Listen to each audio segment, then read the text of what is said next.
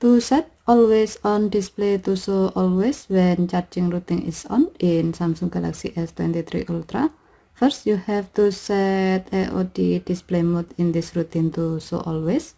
To do so, swipe down the top of the screen and then tap setting icon, tap mode and routine, and then tap routine. While you are in the routine screen, tap charging routine, tap always on display.